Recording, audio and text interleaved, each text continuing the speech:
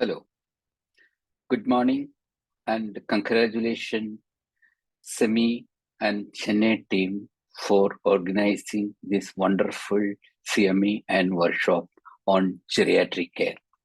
And I'm specially privileged to present this particular topic, that is the emergency airway management in an elderly patient present to emergency room. So while considering the aging and its associated comorbidities, the airway management end up in four.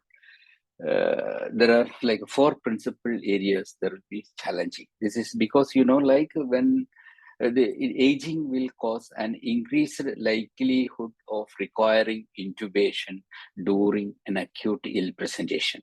An increased difficulty in performing a back mask ventilation and intubation is also common in elderly.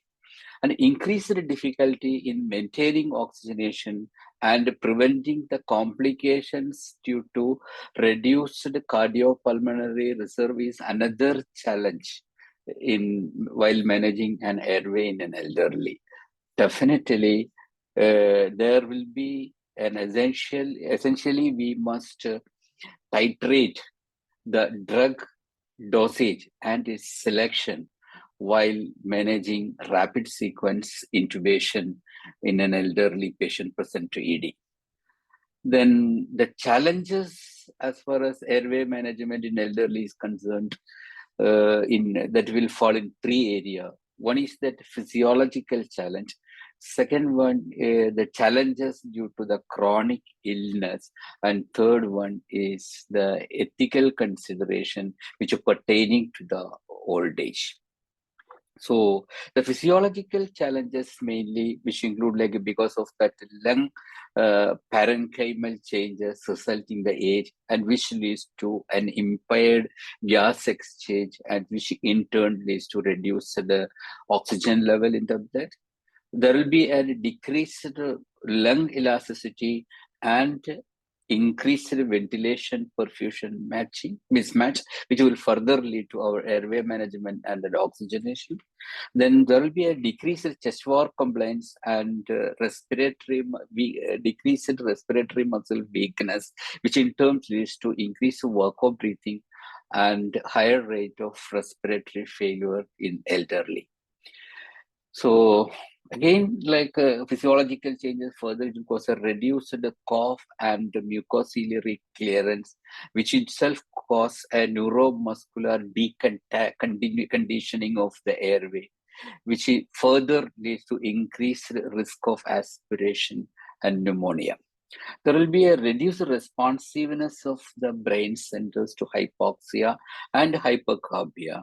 And definitely there will be a diminished overall cardiopulmonary reserve. It is heightened sensitivity to inotropy and vasodilatory effects of induction agent and vasoactive drug potentially cause cardiovascular collapse during the airway manipulation. So regarding the chronic illness is of course two issues. One is that itself causes some physiological changes of the aging that coupled with the pathological changes which caused by the chronic diseases. And also the chronic illness and disability are more common in the elderly. So what will happen? There are exacerbation of chronic pulmonary and cardiac diseases, particularly that is in a setting of a limited cardiopulmonary reserve, which leads to a respiratory distress or a failure, which always leads to for intubations. And there will be like in old age related acquired illness like community acquired pneumonia or the hospital acquired pneumonia or urinary tract infection, sepsis. This is all in an elderly, which rapidly deplete the physiological reserves. Then regarding the ethical consideration, whenever an elderly present to you and you are forced to do or you are planning to do an airway manipulation, You must consider the patient will and wish as well. And also you have to look into the advanced directives or the code status available. And the patient's desire on invasive procedures like intubation should be taken into consider. And also you should review the existing documentation if it is anything available, and also discuss with the patient or the patient family or the primary care physician. This collectively, then you have to get all the data and then decide the advanced directive or the intubation and other invasive procedure. But when consider the DNI or DNR, that's a do not intubate or do not resuscitate scenario, it must not be assumed that the patient age alone as an indication to withhold the care. And particularly in an emergency setting or in an acute illness setting. But the chronic illness setting, definitely it is yes. But then you should also consider like that the patient acute duration, which is not able to determine whether the patient wishes and the cord at the present. What you can do, you can better proceed with the resuscitation and intubation. And later, once the advanced directives and other documentation is available, in that point, maybe in ICU or somewhere, they can decide the further end of life care decision on this patient. Then considering that with this background, when you are planning for an airway management and intubation, before planning the intubation, you should know the difficulties that you are likely to face while you are managing an airway. This is just like in any other scenario, we have to consider the 4-level anatomical difficulties. That's difficulties for back mask ventilation, difficulties for intubation, difficulties for extraglottic airway insertion, difficulty for front or neck access. And in addition to that, you also should consider that physiological difficulties like hypoxia, hypotension, metabolic acidosis, RV dysfunction, and raised ICP. That is the 5 physiological difficulties. And what are the indication to intubate a patient with in elderly patient present TD? As it's like you are an emergency physician, you people are very much fond of ABCD approach.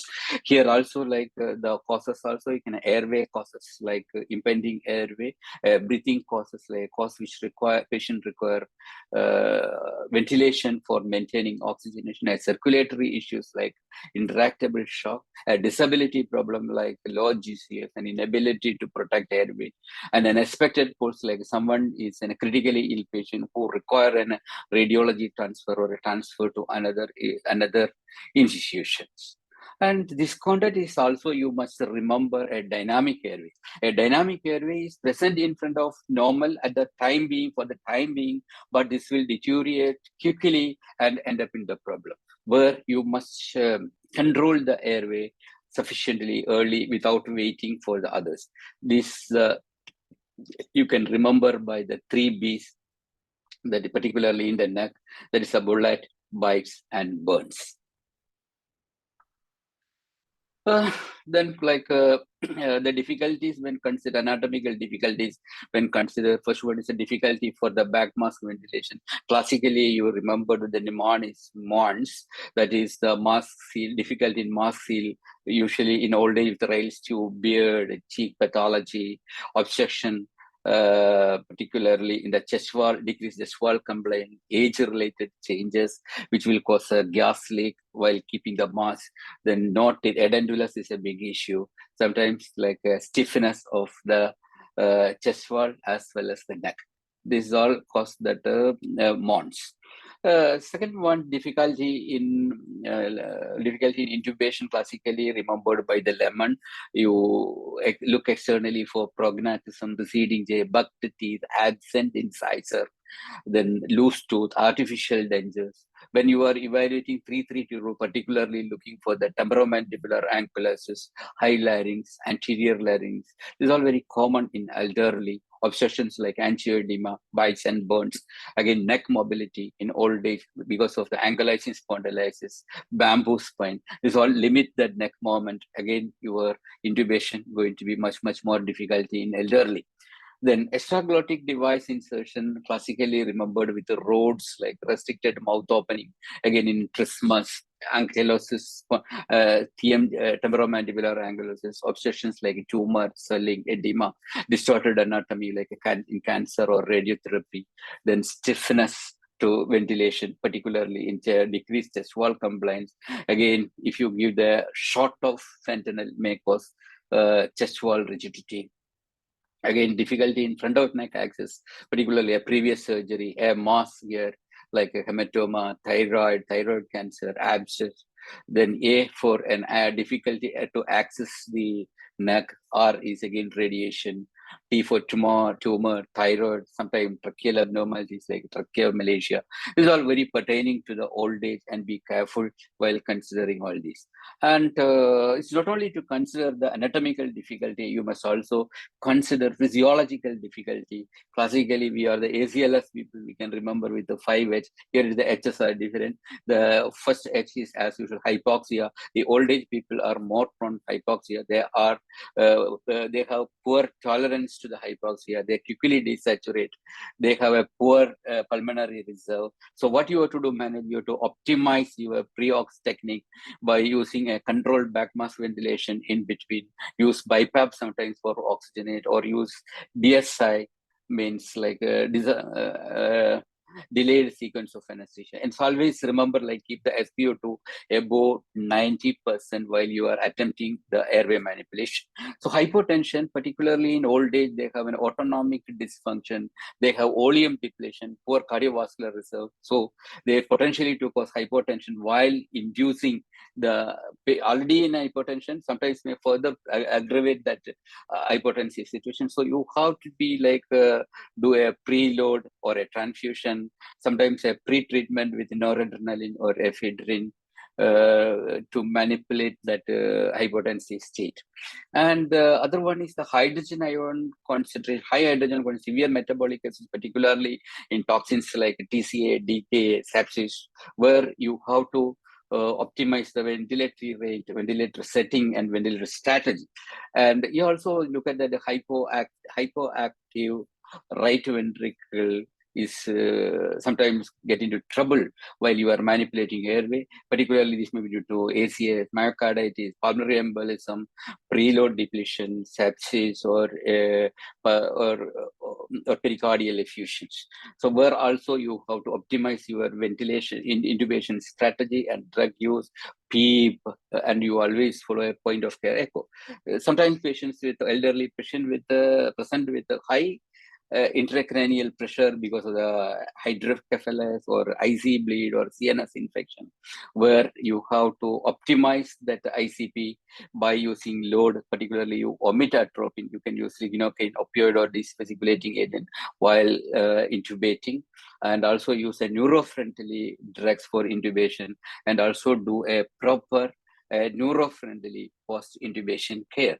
Always look into the heart as a pre-intubation assessment. Look into the right ventricle, whether it is dilated or a collapsing, or it is a dysfunction, whatever it is. If you are not optimizing, even your attempt to intubation may get into trouble. Then elderly, when you are managing elderly, certain things you do without hesitation. That's like, no, even a brief period of oxygen desaturation can result permanent cardiac and neurological damage. That you have to keep in mind while you are attempting an airway manipulation in elderly. So what you want to do, you must maintain oxygen hemoglobin saturation above 90% always. So except like in a COPD cases, all other cases. Then use sometimes if you are not able to maintain this, you may use an interposed bagging in between the windows. the windows between the RSI drug as well as the paralysis onset, rather than keep like apnea in between. And sometimes you must abort the laryngoscopic attempt, laryngoscopy, in order to oxygenate the bag and mask, or to use even you can use a bag and mask in between, or use an extraglottic devices like LMA in between. And while considering an old age intubation, if it is particularly in a physiologically challenged airway or in an anatomically challenged airway, they are very high risk people for rapid deterioration with onset of apnea. So what you can do, even you can use a video laryngoscope. That is a good gadget to intubate. Or if it is really a challenging one, even thinking about an awake intubation would be a best choice. So if you are decided to intubate, decided to intubate with RSI, what agent you must use? Conventionally used agents are etomidate, midazolam, propofol, ketamine, etc. So definitely among the four, etomidate is the ideal one, which has the maximum hemodynamic stability. But remember, even this may cause hypertension. Even this may exacerbate a refractory hypotension. So what you want to do, like while you are attempting with etomidate, you should keep that systolic blood pressure above 100. And also, if it is a systolic blood pressure is below 100, you must reduce the drug dosage by 50%. So the dose would be 0.5 milligram per kg. About the midazolam, people are most commonly used, but it is not very good drug. It has got a slow onset. It has got several long-acting metabolites. It also will potentiate to cause hypotension. So use midazolam as a last resort, and particularly in a patient with the age more than 60 and hypotension. The dose must be much less. That's not the 0.3 milligram per kg, it's a 0.1 milligram per kg. Propofol is usually using for maintenance of as a maintenance drug, but this is potential to cause hypotension. When compared with etomidate, the hypotension is much more with the propofol. Here, if you are using propofol, where also you must reduce the dose by 50%. The ketamine is a fascinating drug, but the ketamine is potentially to cause hypertension, and sometimes ketamine will cause cardiovascular collapse in a case of profound hypotension, or in a case with catecholamine depletion is already happened. And also ketamine will cause tachycardia, and it will topple over the myocardial oxygen balance. So what you want to do, you must use ketamine judiciously. So remember, all agents must be used in a less dose, that is 30 to 50% less dose of the dose when using in elderly, particularly those patients with poor cardiorespiratory reserve. So do you want to use paralytic agents in an elderly patient, land up in an emergency room? The risk associated with the poor intubating conditions and failed intubation attempts from an incomplete paralysis outweigh any potential risk of prolonged paralysis. So, but remember, if you your pre-assessment, if you identified a difficult airway, so always avoid paralysis, because using a paralysis in a difficult airway is going to be suicidal, even it is homicidal.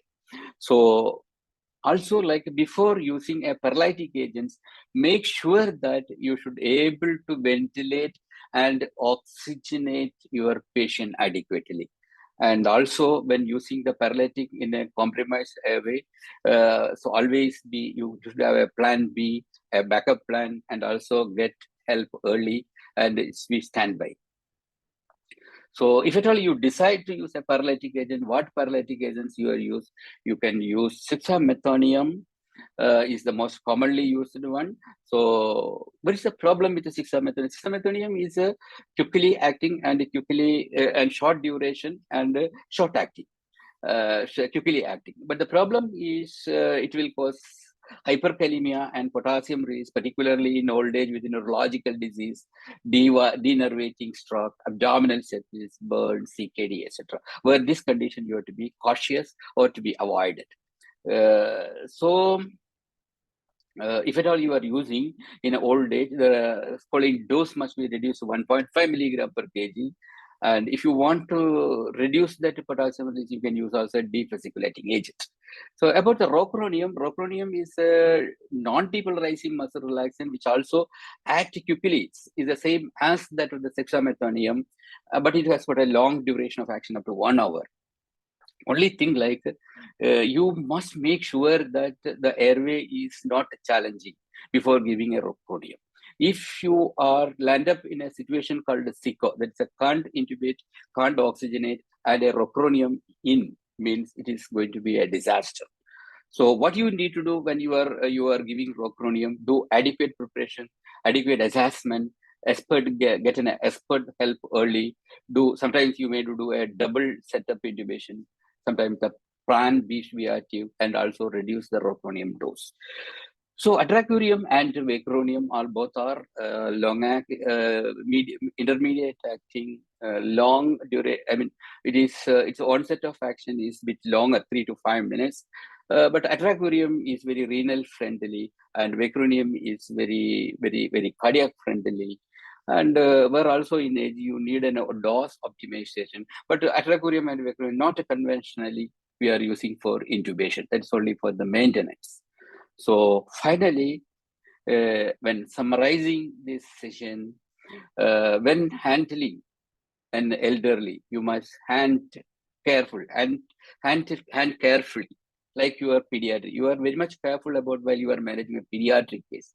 The similar way here also, geriatrics also should be cared equally. The aging and age-related chronic illness are challenging in emergency airway management. So do a proper assessment and then navigate through the situation and optimize the technique and the drugs and management accordingly. And always address the physical, physiological, and psychological challenges and need of an elderly who presented to you with a compromised airway. So thank you for the patient listening. Thank you so much.